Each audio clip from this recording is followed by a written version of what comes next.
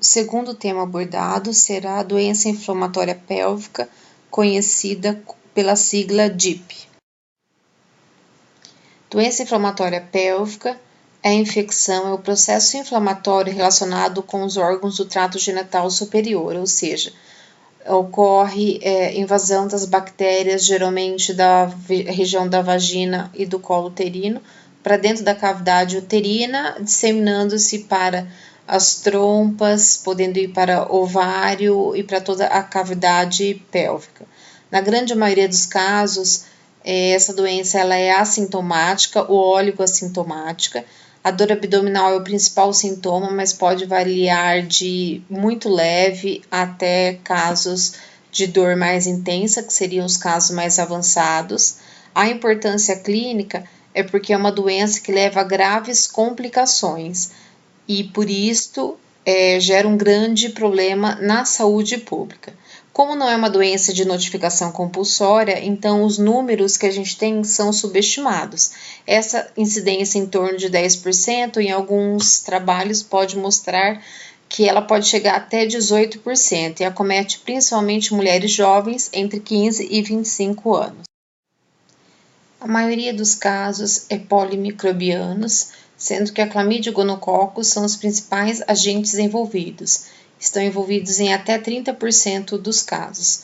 Por exemplo, outras bactérias também podem estar relacionadas, como tricomonas, micoplasma, streptococcus, gardnerella, hemófilos, ureaplasma, bacteroides, E. coli, citomegalovírus, dentre outros. A fisiopatologia se baseia na disseminação pela via ascendente das bactérias, ou seja, da vagina e do colo uterino para dentro da cavidade uterina. Pode ser por via hematogênica, o que explica a tuberculose nas trompas, ou então por contiguidade, ou seja, existe algum outro órgão que tenha infecção e por ser próximo à região das trompas, pode a infecção passar para essa região também. E também por instrumentalização, quando você vai colocar um DIU ou então realizar uma curetagem, você pode disseminar a bactéria do colo uterino ou da vagina para dentro da cavidade endometrial.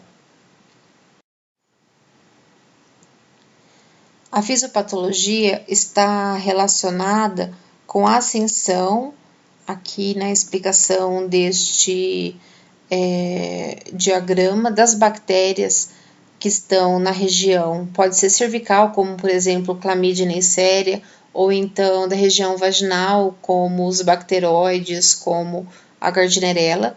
Ocorre uma alteração na barreira mucocervical e essas bactérias entram e causam uma infecção no endométrio que se chama endometrite, certo? Essa infecção geralmente ela pode ocorrer na menstruação ou logo após a menstruação. Alguns autores explicam isto devido ao sangue ser um meio de cultura e por o sangue ser um pouco mais alcalino. Além de que nessa fase ocorre também a alteração do muco cervical. Então, muitas vezes o quadro clínico pode ser instalado após a menstruação. Então, ocorre comprometimento do endométrio, geralmente é um comprometimento fugaz, e aí evolui para o comprometimento das trompas. Nas trompas ocorre a infecção com a formação de secreção purulenta, pode ocorrer a obstrução das trompas, a infecção então por germes anaeróbios, certo? E esse pus ele pode extravasar e se propagar para os ovários ou então até para a cavidade peritoneal. Se ele se propaga para os ovários, causando infecção no ovário, pode ocorrer a formação do abscesso tubo ovariano. Essa formação desse abscesso tubo ovariano geralmente faz com que as alças intestinais tentem bloquear esse processo inflamatório. Então fica como se fosse um bloqueio. Depois desse complexo formado, isso aí pode se autoesterilizar e formar uma massa multicística com conteúdo citrino, denominado hidrossalpinge. sendo que a hidrossalpinge, então, é uma sequela desse processo infeccioso e inflamatório.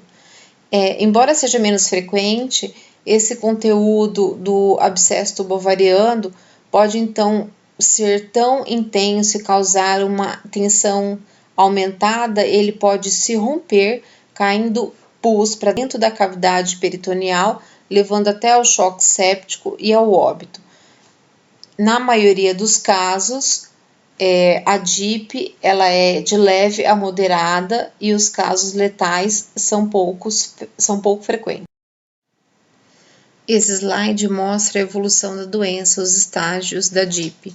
Então, no início nós temos uma cervicite ou uma vaginite, uma vaginose, ou seja, bactérias que podem ascender através do colo uterino, seja por alteração do muco cervical, seja pela presença de menstruação que torna o meio alcalino ou então o meio de cultura.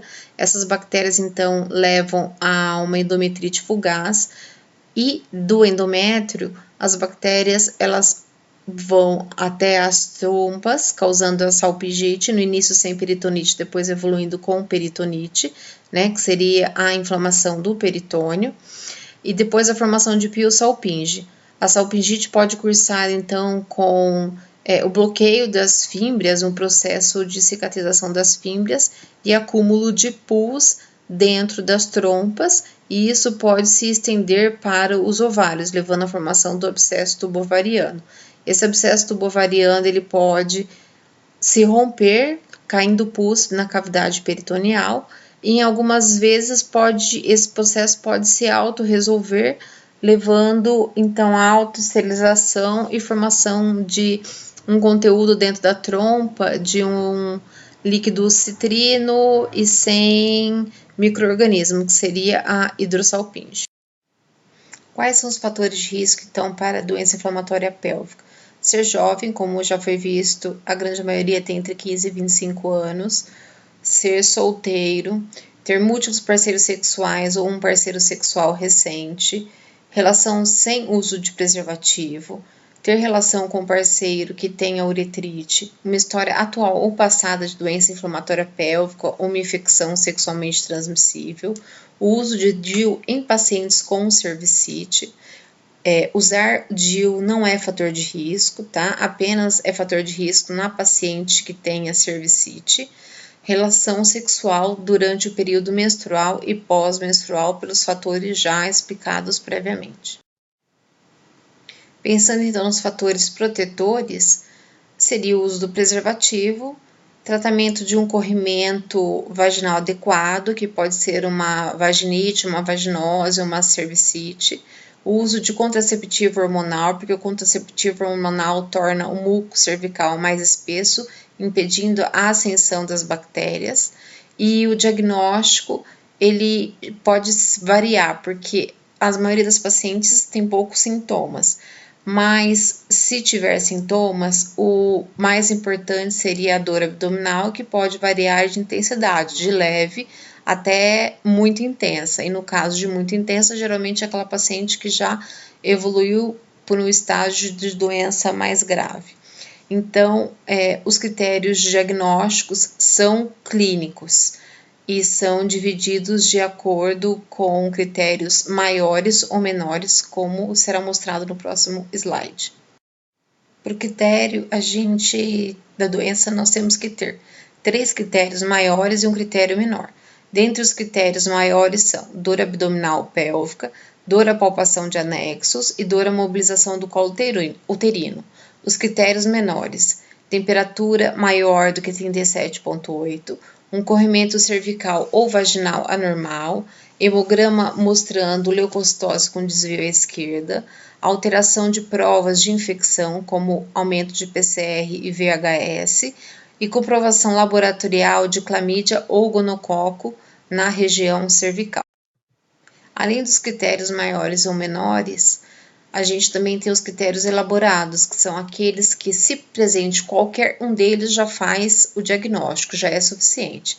Que seria ultrassom endovaginal ou ressonância ou qualquer outro método de imagem, sugerindo a presença do abscesso tubovariano ou complexo tubovariano, uma biópsia de endométrio mostrando a presença de endometrite, ou então uma laparoscopia que evidencia sinais sugestivos de infecção da tuba ou tubo peritoneal. Para o diagnóstico diferencial, nós temos que pensar em várias patologias ginecológicas, como gravidez ectópica, endometriose, cisto hemorrágico roto, torção anexial, tumores ovarianos, aborto infectado, dor ovulatória e até outras causas de dor abdominal, como diverticulite, apendicite aguda e infecção do trato urinário. Doença inflamatória, ela pode ser, então, sem sintomas ou ter sintomas. Quando tem sintomas, os sintomas mais comuns é a dor abdominal. Então, a dor abdominal pode ser leve a intensa e pode se misturar com muitos outros quadros. Por exemplo, uma dor abdominal com febre pode sugerir uma apendicite. Uma dor abdominal com hipotensão pode sugerir um cisto hemorrágico roto. Então, assim, você tem que ter na cabeça essa série de diagnóstico diferencial para não fazer o diagnóstico incorreto e, dessa forma, o tratamento incorreto da paciente. Como exame complementar, pode ser necessário o hemograma completo, urina-urocultura, exames de prova inflamatória, proteína C reativo, VHS, bacterioscopia da secção vaginal para identificar o agente causador, PCR para pesquisa do agente causador, se a cultura não estiver disponível, beta-HCG para diagnóstico diferencial, sorologias para HIV, sífilis e hepatites, já que se trata de uma doença sexualmente transmissível, e dependendo do quadro da paciente, você pode pedir provas de função hepática, renal, eletrólitos, conforme a necessidade. Essa síndrome de Fitz-Hugh-Curtis é quando você tem uma perihepatite por contiguidade devido ao processo infeccioso pélvico. Com relação aos exames complementares de imagem, o que a gente mais solicita é o ultrassom transvaginal, porque ele tem uma boa sensibilidade e especificidade, lógico que é operador dependente e tem um baixo custo.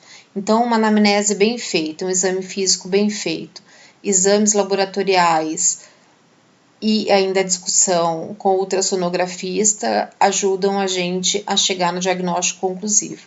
A tomografia e a ressonância, lógico que tem uma melhor sensibilidade e especificidade, porém são exames mais caros e nem sempre estão disponíveis. E a laparoscopia a gente usa quando o diagnóstico é duvidoso, a gente não tem certeza se é um abscesso tubovariano ou então se é uma apendicite bloqueada ali por alças intestinais, por exemplo. Aí você faz uma laparoscopia e acaba fazendo o diagnóstico e já o tratamento. Mas sempre lembrar que a doença inflamatória pélvica, o diagnóstico, a suspeita é sempre clínica. Este é um fluxograma que pode ajudar a elaborar o diagnóstico final, iniciando através da anamnese, exame físico e uma sequência de exames e de achados até que se tenha o diagnóstico final. Para o tratamento, o que eu devo fazer? Eu devo individualizar o tratamento, eu devo saber se o caso é leve, moderado ou grave. Então, assim, repouso e hidratação sempre indicado. Lógico que como é uma infecção sexualmente transmissível, sempre o parceiro deve ser tratado. Depois de passado esse episódio inicial, sempre investigar a presença de HPV ou câncer de colo uterino, que pode estar relacionado. Se a paciente possuir o DIU, avaliar o risco-benefício da remoção. Nem sempre é necessário ser feita a remoção. E se for decidido pela remoção, geralmente fazer isso após 6 horas do início da antibiótico-terapia, para que não haja disseminação dos micro-organismos. Então, a DIP pode ser leve ou moderada, ou grave. Nos casos de leve ou moderada, pode ser feito o tratamento ambulatorial, ou então o tratamento hospitalar, se houver falha do tratamento ambulatorial. Então, você vai avaliar cada caso para fazer o tratamento de acordo com o necessário. O tratamento hospitalar você vai reservar para aqueles casos de emergências cirúrgicas, como por exemplo um abscesso tubovariano roto, ou em caso de instabilidade hemodinâmica, uma paciente que chega em estado de choque séptico. Como eu já disse, então, se tiver esse abscesso, ou nos casos em que há pus na cavidade peritoneal, naquelas pacientes imunodeprimidas, nas pacientes que fazem uso do DIU, nas pacientes que tiveram falha com tratamento ambulatorial, ou então pacientes que não conseguem fazer uso de medicamento via oral. Para as pacientes adolescentes, avaliar cada caso, porque muitas vezes a adolescente não tem adesão ao tratamento via oral, e pacientes de risco, como pacientes de rua, moradoras de rua que usam drogas, então é preferível a internação. Aqui mostra o tratamento ambulatorial, primeira escolha ou alternativa, sempre lembrar de pegar algum antibiótico que seja relacionado com camídia, outro antibiótico que esteja relacionado com gonococo, e também pode estar associando algum medicamento para bactéria anaeróbica. Para o tratamento hospitalar, o esquema 1 seria o uso de ceftriaxone com metronidazol ou clindamicina, o esquema 2, ciprofloxacino com metronidazol ou clindamicina, o esquema 3, a clindamicina mais a gentamicina. Para o tratamento do abscesso tubovariano, a intervenção cirúrgica só é necessária em caso de abscesso maiores do que 5 centímetros. Alguns indicam que pode ser feito conservador até 8 centímetros, ou então se houver rotura desse abscesso com pus na cavidade peritoneal. Lembrar sempre de associar algum antibiótico que cubra bactéria anaeróbia, como metronidazol ou clindamicina. O tratamento hospitalar deve ser com antibiótico terapia endovenosa por no mínimo 24 horas, o ideal que seja de 48 a 72 horas. E após a alta clínica, lembrar de que o paciente tem que ir para casa com tratamento por via oral por no mínimo mais 14 dias, associando o metronidazol junto com a azitromicina ou doxiciclina. E sempre lembrar de tratar o parceiro. Como que nós vamos avaliar a resposta, então, ao tratamento do abscesso tubovariano? Pela melhora geral do paciente, do seu estado geral, avaliar a temperatura a cada 6 horas, então, se cessar a febre, isso é um bom sinal.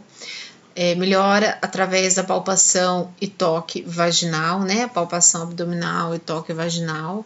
Melhora dos exames laboratoriais, diminuição da leucocitose, bastonetose, diminuição da proteína C reativa. Então, esses exames devem ser solicitados a cada 2 dias. E o ultrassom pode auxiliar avaliando a manutenção ou a ausência de aumento das dimensões desse abscesso. Esse ultrassom também pode ser feito a cada 2 dias. Fora isso, dependendo do quadro da paciente, pode ser que seja necessário repetir provas de função renal, função hepática, sódio, potássio, avaliar distúrbios hidroeletrolíticos. Então, tem que individualizar essa avaliação de resposta ao tratamento. Com relação ao tratamento ambulatorial, as pacientes devem ser reavaliadas a cada 2 dias, devendo procurar o hospital, devendo receber orientação para voltar ao hospital em caso de agravo, de piora da dor abdominal, em caso de febre, em caso de tontura, mal-estar. Se não houver melhora do quadro também, a paciente deverá ser internada. E com relação ao tratamento hospitalar, sempre reavaliar a paciente pelo menos 2 vezes ao dia, observar os sinais vitais, quadro de dor abdominal, reavaliar sempre os exames, as provas de infecção laboratoriais e alta pelo menos após 2 dias sem febre e manter antibiótico terapia via oral para casa, tanto para o paciente quanto para o parceiro. E é sempre agendar um retorno ambulatorial para que sejam feitas orientações sobre infecção sexualmente transmissível e anticoncepção. Quais são as complicações tardias? Então, gravidez ectópica. Toda vez que você tem inflamação das trompas, você pode ter um processo de fibrose, aderências, então você pode ter uma diminuição na motilidade das tubas, levando à gravidez ectópica. Por isso mesmo, a infertilidade E todo o processo aderencial pode levar a uma dor pélvica crônica. Quais são os pacientes que têm maior chance de complicação? Quando ocorre infecção na adolescência, quando a clamídia está associada, quando existe uma demora no diagnóstico e no tratamento, e nos casos de formação de abscesso tubovariano. Então, o que a gente tem que tirar de conclusão é que a doença inflamatória pélvica é um diagnóstico muito importante a ser feito para evitar as complicações tardias, que acomete as pacientes jovens, que às vezes podem ser oligoassintomáticas. Então, sempre realizar o exame ginecológico, procurar as pacientes que são de risco para fazer a cultura, a bacterioscopia, o exame físico, né, tanto da secreção vaginal quanto da secreção cervical, endocervical, para que evite tudo isto, além de fazer o tratamento correto. Se necessário pode ser feito tratamento empírico, mas sempre buscando o agente etiológico, sempre tratar da forma correta, tanto o tratamento ambulatorial quanto hospitalar, e sempre lembrar que essa paciente deve permanecer em casa ainda com o uso do antibiótico por alguns dias, lembrar de tratar o parceiro e sempre fazer um retorno ambulatorial para ver se houve melhora ou não da paciente, além de fornecer várias orientações com relação à parte sexual.